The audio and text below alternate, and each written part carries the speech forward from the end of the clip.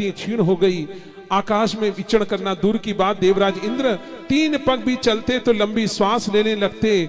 अब उनकी शक्तियां धीरे धीरे खत्म होने लगी, रोदन करने लगे। अब क्या करें, नारायण को याद करने लगे, भगवान अब क्षमा करो, मैंने बहुत बड़ा अपराध किया है, मुझे मार्ग दिखाओ कि मुझे अब क्या करना चाहिए। तभी आकाशवाणी होती है, गर्जना होती है कि हे देवराज इंद्र, अपराध तो तुमने किया है, इसका दंड तुम्हें भोगना ही होगा। किंतु अब सभी देवताओं की शक्तियां क्षीण हो गई है, उन्हें पुनः से जागृत करने के लिए, प्राप्त करने के लिए, तुम्हें तुष्ट पुष्ट होने के लिए समुद्र का मंथन करना होगा। ये वही क्षीर सागर है जिसमें गज और ग्राह का युद्ध हुआ था और ग्राह का मस्तक कटा तो दुग्ध धवल दूध की भांति बहने वाला जो क्षीर सागर का पावन पवित्र जल था वो रक्त रंजित हो गया, ग्राह के रक्त से लाल हो गया था, उसे पावन करना होगा। वो कैसे होगा? तो कहा समुद्र मंथन किया जाएगा। और समुद्र मंथन कैसे करना है? औषधियों के राजा चंद्रदेव आएंगे और जड़ी बूटियां और पुष्प औषधियों के फल उसमें डालेंगे। फिर मंदराचल पर्वत को लाया जाएगा, मथनी बनाई जाएगी और समुद्र का मंथन होगा तो उसमें से अमृत की प्राप्ति होगी और उसी अमृत को पान करके सभी देवताओं की शक्तियां पुनः से जागृत हो जाएगी। समुद्र मंथन के लिए मंत्रणा हो रही है। देवतागण कहते हैं कि हमें शक्ति नहीं कि मंदराचल पर्वत लेकर के आए, कैसे समुद्र का मंथन करेंगे? शुक्राचार्य जी को ये समाचार मिला तो देवराज इंद्र को निष्कासित कर दिया इंद्रलोक से और स्वयं आधिपत्य जमा करके बैठ जाते हैं। अब समुद्र मंथन की वार्ताएं हो रही हैं। यदि देवताओं की शक्ति क्षीण हुई है तो राक्षसों की शक्तियां दुगनी हो गई है। अब समुद्र मंथन में यदि राक्षस भी, असुर भी यदि सहयोग प्रदान करेंगे तब जाकर समुद्र मंथन यथोचित हो पाएगा। किंतु उन्हें ये समाचार कौन देगा? दूत बनकर के कौन जाएगा? तभी सभी देवताओं की दृष्टि टिक जाती है नारद मुनि के ऊपर। नारद जी का काम भले कैसा भी हो, इधर की उधर करने का, पर लोग याद करते हैं, भूलते नहीं हैं। एक बार कथा सुनते हुए एक बालक ने आकर के बहुत अच्छा प्रश्न पूछ लिया व्यास गादी से कि गुरुदेव आपने नारद जी की बात करते हो, नारद जी आते थे नारायण नारायण करते हुए, कब आए थे? हमने तो कभी देखा नहीं। इस सतयुग में आते थे, त्रेता युग में, द्वापर युग में, कलयुग में क्यों नहीं आते? तो कहने लगे संत जी कि कलयुग में इसलिए नहीं आते क्योंकि कलयुग में हर 2 घर छोड़ करके एक नारद मुनि मिल जाता है जो लोगों के घरों में आग लगाने का काम करता है। इसलिए कोई भूल करके भी नारद जी को बुलाने का दुस्साहस नहीं कर सकता है। जय श्री कृष्ण। नारद जी को याद किया। नारद जी कहते हैं ये कार्य मैं करूंगा। नारायण नारायण शब्द का उच्चारण करते हुए पातालपुरी में प्रवेश किया और जैसे ही पातालपुरी में प्रवेश किया कि तभी शुक्राचार्य जी क्रोधित हो गए और कहने लगे देखो वो पाखंडी आ रहा है, वो नारायण नारायण करता आ रहा है, इधर की उधर पता नहीं क्या करता रहता है। महाराज बलि कौन थे? दैत्यराज महाबली। महाराज बलि कौन थे? भक्त प्रहलाद के पोते। जय श्री कृष्ण। कोई बात नहीं, आगे से नहीं पूछेंगे। ये गुरुजी हमको याद होता तो आपको क्यों बुला लेते? जय श्री कृष्ण। इतनी व्यवस्था करने की जरूरत ही नहीं थी, हम ही सुना देते एक दूसरे को। सुखदेव जी महाराज कहते हैं कि दादा के लक्षण पोते के अंदर पूर्ण रूपेण देखे जा सकते हैं। उनके चलने के हाव भाव से लेकर के उसकी बोली तक कहीं न कहीं दादा से मिलती है। महाराज बलि ने कहा कि गुरुदेव थोड़ी धीरज तो रखो, अतिथि आ रहे हैं, पहले प्रेम से पूछें तो कि वे किस प्रयोजन से आए हैं, फिर वार्तालाप करेंगे। अरे देखना कोई ना कोई बात लेकर के आएगा। अरे आप धीरज रखिए। जैसे ही नारद जी का आगमन हुआ, अपने सिंहासन से खड़े हुए, अतिथि देवो भव, साष्टांग प्रणाम किया महाराज बलि ने और उन्हें अपने सिंहासन पर विराजमान किया। चरणों को धोने लगे और चरणों को धोते हुए प्रेम पूर्वक कहने लगे कि हे मुनिश्रेष्ठ, हे देवर्षि, आज बहुत दिनों बाद मेरे ऊपर कृपा की है आपने, आज दर्शन दिए हैं, आज किस प्रयोजन से पधारे हैं। नारद जी कहने लगे कि मैं ऐसा विचार करके आया हूं कि तुम मेरे बहुत बड़े स्नेही हो, तुम्हारे ऊपर मेरा स्नेह झलकता है, ये तो मेरा परम सौभाग्य है। अब पता नहीं कब तुम्हारे पास आना होगा, बहुत बड़ा अनुष्ठान जो करने जा रहे हैं। क्यों, कौन सा अनुष्ठान है, तनी बताओ तो। नहीं नहीं नहीं, मैं नहीं बता सकता, ब्रह्म पिता परमेश्वर ने मुझे मना किया है, आज्ञा नहीं दी है किसी को बताने की, और असुरों को तो बिल्कुल नहीं बताना है। शुक्राचार्य जी कहने लगे, देखो ये बात सुन लो, आए भी खुद हैं, हमको बता भी दिया कि हम प्रयोजन करने वाले हैं, कोई अनुष्ठान करने वाले हैं, अब बताना भी नहीं है, अब हमसे मनवार करवाएंगे। बोले गुरुदेव आप थोड़ा धीरज तो रखो। महाराज बलि ने कहा कि यदि मेरे ऊपर आपका स्नेह है तो मुझे अनुग्रहित करो, बता करके कौन सा अनुष्ठान करने जा रहे हो, मैं किसी को नहीं कहूंगा। तो कहने लगे कि ठीक है, हम समुद्र का मंथन करने जा रहे हैं। शुक्राचार्य जी कहने लगे थोड़ी बहुत शक्ति रह गई है, 2-3 पग चलने की, वही खत्म हो जाएगी समुद्र मंथन करने से। क्या मिलेगा समुद्र का मंथन करने से? कहा कि समुद्र मंथन करने से अमृत की प्राप्ति होगी और अमृत कलश प्राप्त होगा। जो वसुंधरा अमृत कलश सुधा के रूप में जब हम पान कर लेंगे तो हमारी शक्तियां जो क्षीण हो गई है, वो शक्तियां हमारी अकस्मात जागृत हो जाएंगी, अजर अमर देवता हो जाएंगे।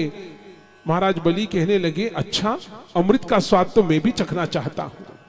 शुक्राचार्य जी कहने लगे कोई बात नहीं महाराज, चिंता मत करो, आप आराम करो यहाँ पे और प्रतीक्षा करो कि जब देवता समुद्र का मंथन कर लेंगे और जब अमृत कलश प्राप्त हो जाएगा तो हम छीन करके ले आएंगे। उनका मुखारविंद भोले बन करके देख रहे हैं। नारद जी कहने लगे हाँ, नाचे कूदे बांदरी और खीर खाए फकीर, मेहनत करेंगे, देवता सुर और असुर लेके भाग जाएंगे और भागने देंगे। जब कमा करके धन अर्जित करता है ना कोई धनवान महाजन, तो उसको संचित करने के लिए एक बड़ी तिजोरी की तैयारी पहले कर लेता है कि जो कमाई करके ला रहा हूं उसकी सुरक्षा करने के लिए भी कुछ होना चाहिए। इसलिए तुम भूल जाओ कि तुम्हें अमृत प्राप्त होगा। कहा कि कुछ तो उपाय बताओ ना, कुछ उपाय बताइए मुनि श्रेष्ठ। तो नारद जी कहने लगे एक उपाय है, आप ब्रह्मा जी के पास एक प्रस्ताव भेजिए कि हम भी आपको समुद्र मंथन में सहयोग प्रदान करेंगे और जो समुद्र मंथन से अमृत कुंभ की प्राप्ति होगी उसमें से आधा आधा भाग बांट लेंगे। कहा कि और किसी को क्यों भेजूंगा, आप ही तो हो हमारे हितैषी, आप ही जाइए हमारे दूत बन करके और हमारा ये प्रस्ताव रखिए। कहा कि ठीक है, आप फिर आगे पीछे तो नहीं होंगे? नहीं नहीं, मैं कभी मुकरूंगा नहीं, आप जो आदेश करोगे उसी का पालन करूंगा। ठीक है। अब यथोचित शुभ मुहूर्त निकाला गया और मुहूर्त पर आज क्षीर सागर के इस तट पर है स्वयं सुर और इस स्थान पर असुर आए हुए हैं। अब मंदराचल पर्वत को याद किया गया।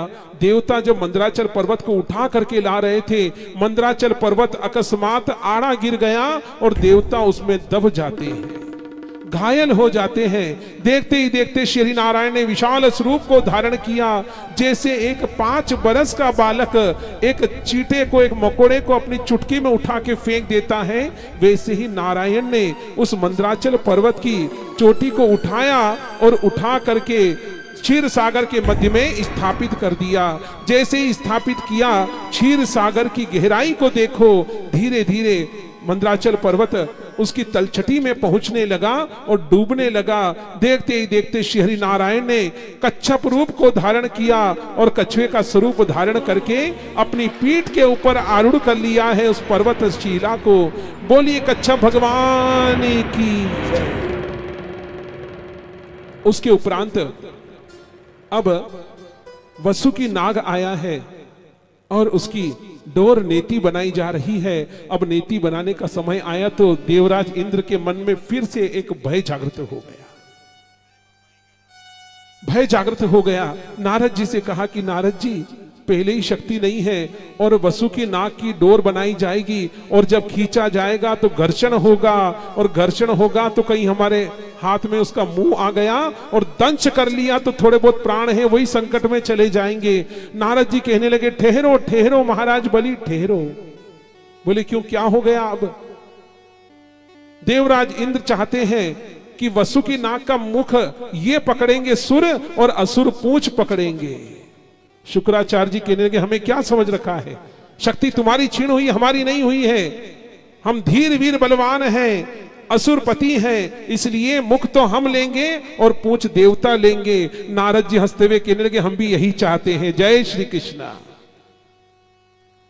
हम भी यही चाहते हैं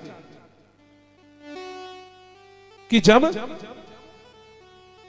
प्रश्न उठाया गया, प्रश्न चिन्ह लगा दिया गया कि मंदिर कभी नहीं बनेगा, तो उस समय कुछ लोगों ने कहा कि अरे हम भी तो मंदिर नहीं बनाना चाहते हैं, हम तो ऐसे ही पार्टी पॉलिटिक्स के लिए इस मंदिर को घसीट रहे हैं। अच्छा ठीक है, कोई बात नहीं। और जैसे ही अपनी सरकार बैठ गई उसके बाद मंदिर स्थापित हो गया और अब राम राज्य आने वाला है। कभी कभी होता है किसी किसी को उल्टे तरीके से समझाया जाता है और उनको समझ में भी वैसी ही बात आती है कि भाई यात्रा पे जाना है तो पैदल चलेंगे कि गाड़ी से? चलो गाड़ी से चलें। बोले तुमने हमको क्या ऐसा कमजोर समझ रखा है, हम तो पैदल पैदल जाएंगे। अच्छा ठीक है, पैदल चलते हैं, पर देखो वहां पर जाएंगे तो रास्ते में आटा दाल कहां पे ढूंढते फिरेंगे। हम एक काम करते हैं, आटा तो अभी पिसा हुआ है नहीं और जाना अभी का अभी इस घड़ी है, तो एक काम करते हैं कि हम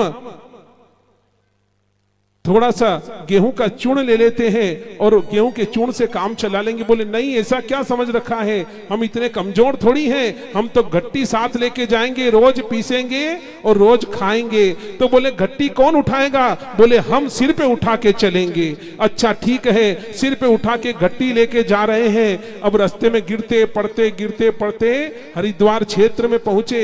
अब वहां पर कहा कि भैया आप घट्टी को तो यहाँ नीचे रखो और डुबकी लगा के आ जाओ, ज्यादा आगे मत जाना, गहरी नदी है। बोले हमको क्या ऐसा वैसा समझ रखा है, हम तो घट्टी को माथे पे लेकर के नहाएंगे। बोले बात ठीक है। घट्टी को लेकर के जब नीचे उतरे और गहराई में डूबने लगे तो फिर चिल्लाने लगते हैं, बचाओ बचाओ हमें बचाओ। यहां पर भी उल्टे तरीके से कहा तो कहने लगे कि क्या हमें इतना भय विहल होने वाला समझा है? मुख तो हम लेंगे। वसु की नाग का समुद्र का मंथन करना प्रारंभ किया है और जैसे ही समुद्र मंथन प्रारंभ किया, देखते ही देखते हरितिमा ही हरितिमा, हरा प्रकाश विद्यमान हो गया। तीनों लोगों के अंदर दुर्गंध ही दुर्गंध व्याप्त हो गई है और हलाहल विष निकला है उसके भीतर से, जिसको सूंघ करके, जिसकी दुर्गंध से ही जितने भी पशु पक्षी विचरण कर रहे थे उनकी चहचहाहट सुनाई देने लगी है और पक्षी मर मर करके गिरने लगे हैं।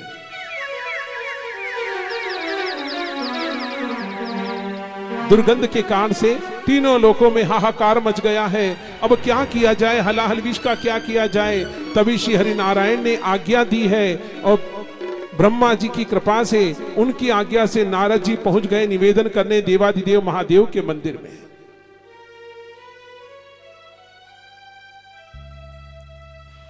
कहते हैं कि बालक जब तक रोता नहीं मां भी आंचल नहीं देती है।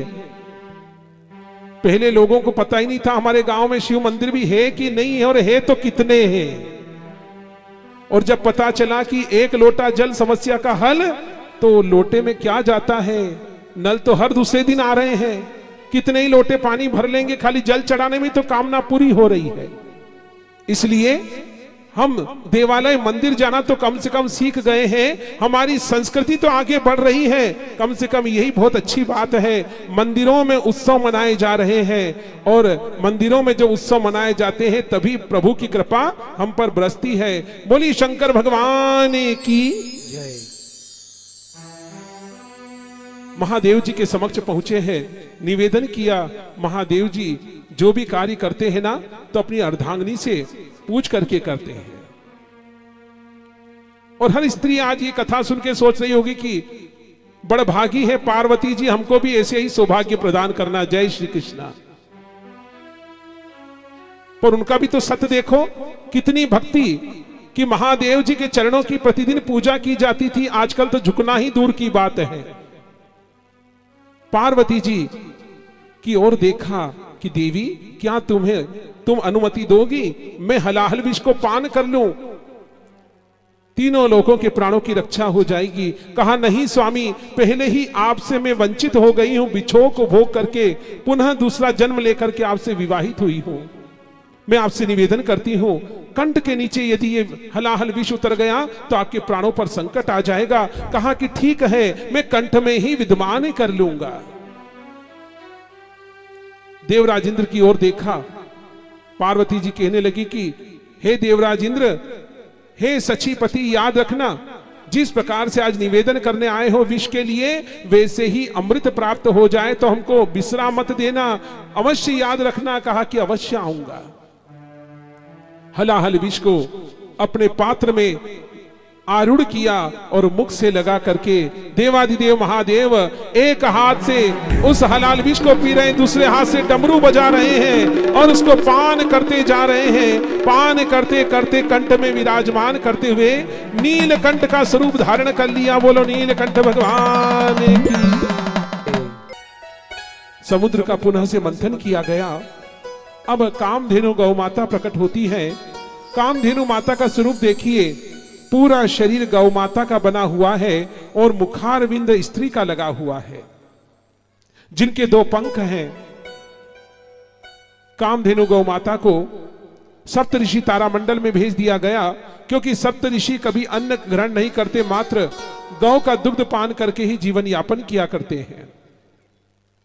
फिर समुद्र का मंथन हुआ, ऐरावत हाथी प्रकट हुआ है। ये ऐरावत हाथी जिसकी एक नहीं 7 सूंड है और देवराज इंद्र को सौंप दिया गया है। फिर से समुद्र का मंथन हुआ।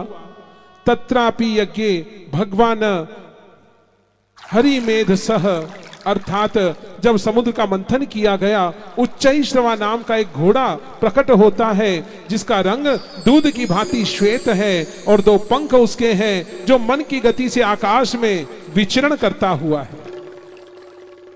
महाराज बलि ने उसका लगाम थाम करके अपने पास ले लिया कि ये तो मेरा होगा। फिर समुद्र का मंथन हुआ तो अब उसमें से कल्प वृक्ष प्रकट हुआ है, जिसके छांव में यदि 2 घड़ी भी कोई बैठ जाए तो कभी वृद्धावस्था जरावस्था नहीं आती, सदैव यौवनता बनी रहती है। देवराज इंद्र के इंद्रलोक में स्थापित कर दिया गया है। ऐसे नवरत्न उसमें से प्रकट होते हैं। तभी समुद्र का मंथन जब किया गया तो एक सुंदर स्त्री प्रकट होती है।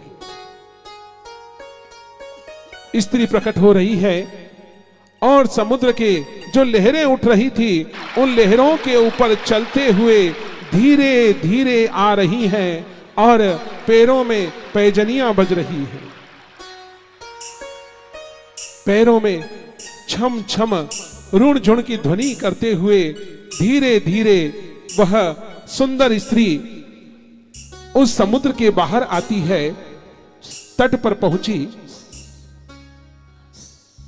जब इठलाती हुई चल रही है, चलते हुए हाथ में जो उन्होंने कंगन पहने हुए थे उनको खनका रही है, मानो कि सबके चित्त को चुरा रही है। जब सभी को देखते हुए, सुरों को और असुरों को देखते हुए चलती है, चलते चलते भ्रमण कर रही है और भ्रमण करते हुए सुर और असुर सभी को क्रम क्रम से देखती चली जा रही है। मानो कि 16 श्रृंगार किए हुए नववधू के रूप में यह स्त्री कौन है, सभी उन्हें देख करके मोहित हो रहे हैं और विचार करते हैं कि स्त्री कौन हो सकती है। ब्रह्मा जी उनके समक्ष प्रणाम करने के लिए आए हैं।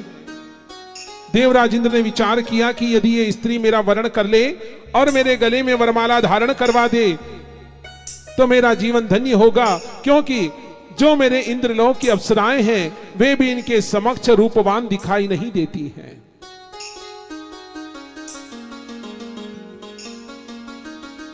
वरुण देव पधारे हैं, चंद्र देव, सूर्य देव सभी बारी बारी से उनके समक्ष आए, किंतु किन्हीं का वर्ण नहीं किया।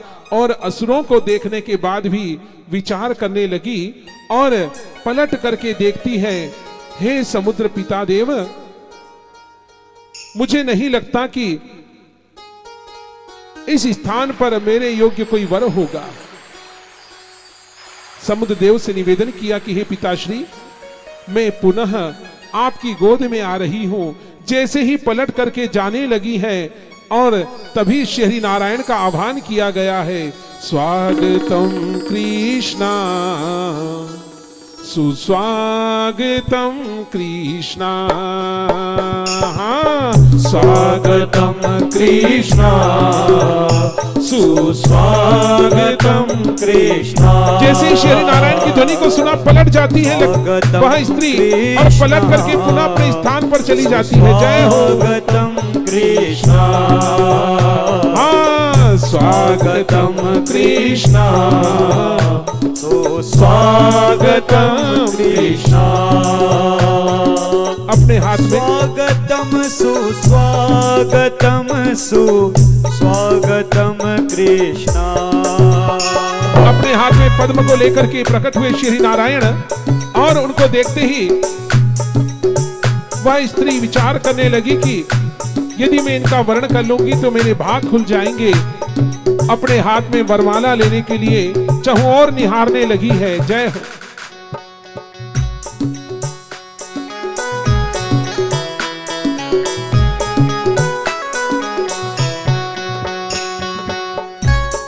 उनके समक्ष एक दास पहुंचा और निवेदन करने लगा कि हे देवी, वर्ण करने के लिए वरमाला आपको चाहिए, इसे अपने कर कमलों में धारण करो।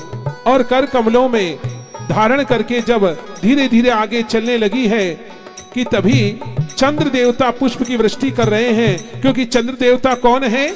समुद्र के पुत्र हैं और समुद्र की कन्या बनकर के साक्षात लक्ष्मी जी का प्राकट्य हुआ है। बोलो लक्ष्मी महारानी की।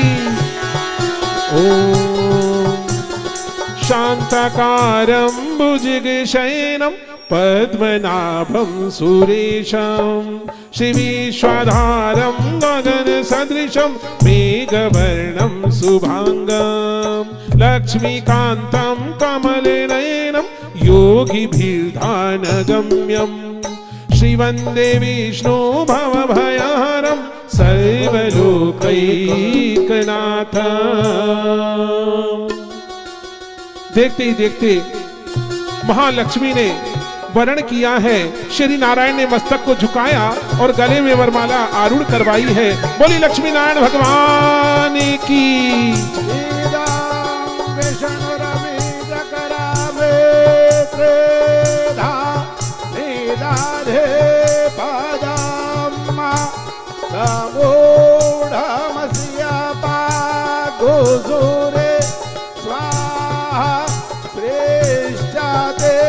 लक्ष्मी पत्न्यां बाहोरात्रे पार्श्वे नक्षत्राणि रूपमश्विनौ व्यातं ईशणान्निघाण मोमायि घाण सर्वलोकं मायि घाण। बोलिए लक्ष्मी नारायण भगवान की जय हो। घर में पधारो लक्ष्मी माता, हमारे घर में पधारो। घर में पधारो लक्ष्मी माता, मेरे घर में पधारो। घर में पधारो लक्ष्मी माता, मेरे घर में पधारो। घर में पधारो लक्ष्मी माता, मेरे घर में पधारो। अन्न धन को लेकर हे माता, मेरे घर में पधारो। अन्न धन को लेकर हे माता, मेरे घर में पधारो। जय हो।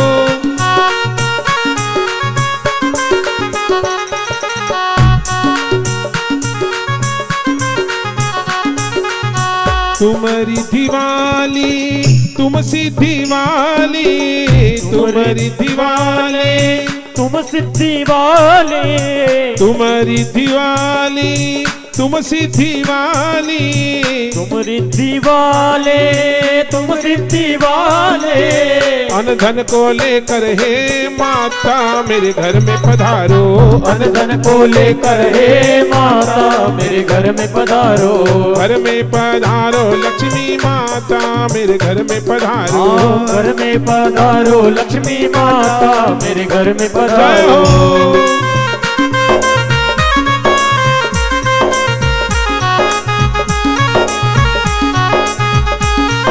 आशीर्वचन प्रदान करेंगे।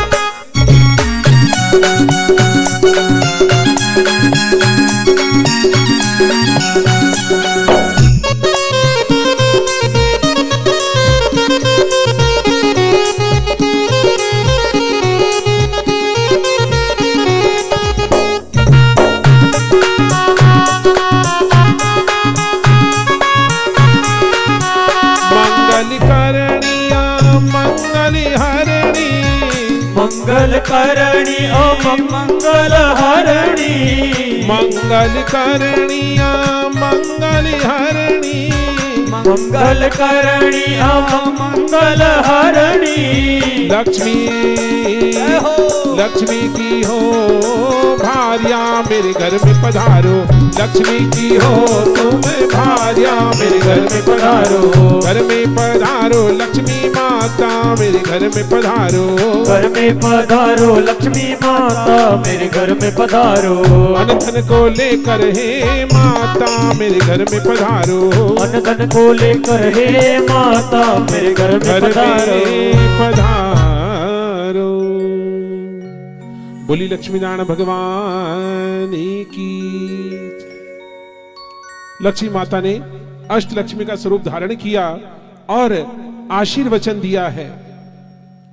माता लक्ष्मी कहती है कार्तिक मास की कृष्ण पक्ष अमावस्या के दिवस मेरा दिन होगा और उस दिन जो मेरा पूजन करेंगे उनके यहाँ सदैव में अंधन की वर्षा करूंगी, सुख समृद्धि की वर्षा करके उन्हें सुख समृद्धिवान बनाऊंगी।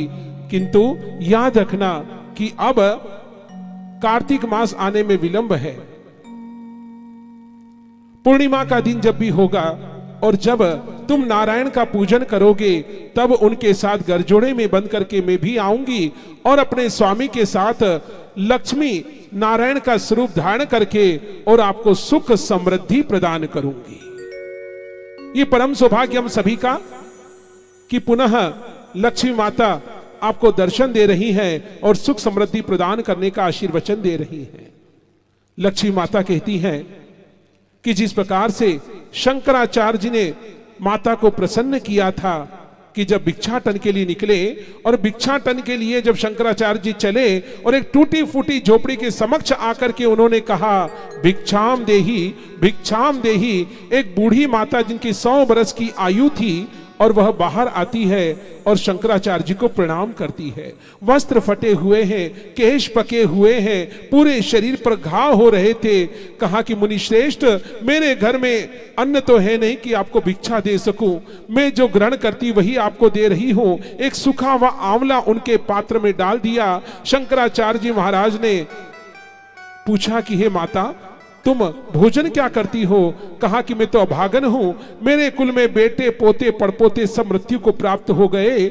मैं अपनी टूटी फूटी झोपड़ी में जो आंवले का वृक्ष है, एक आंवला तोड़ के रोज खाती हूं और पानी पी के अपनी भूख को शांत करती हूं। अब ऋतु जाने के बाद आंवले सूख गए हैं, नए आंवले आएंगे तभी मैं खा पाऊंगी। आज ये अंतिम भोजन आपको देती हूं। शंकराचार्य जी महाराज ने लक्ष्मी जी को याद किया और जैसे ही लक्ष्मी जी को याद करते हुए कहा, अंगम हरे पुलक भूषण माश्रयंती भृंगांगनेव मुकुलाभरणम तमालम अंगीकृताखिल विभूतिरिपांगलीला मांगल्यदास्तु मम मंगल देवताय। महालक्ष्मी ने कहा कि हे शंकराचार्य, जब तक बिना रुके तू मेरी स्तुति करेगा मैं स्वर्ण मुद्राओं की वर्षा करूंगी। लक्ष्मी माता ने वरद स्वरूप को धारण किया और दाएं हाथ से स्वर्ण मुद्रा की वर्षा प्रतीक्षा होने लगी।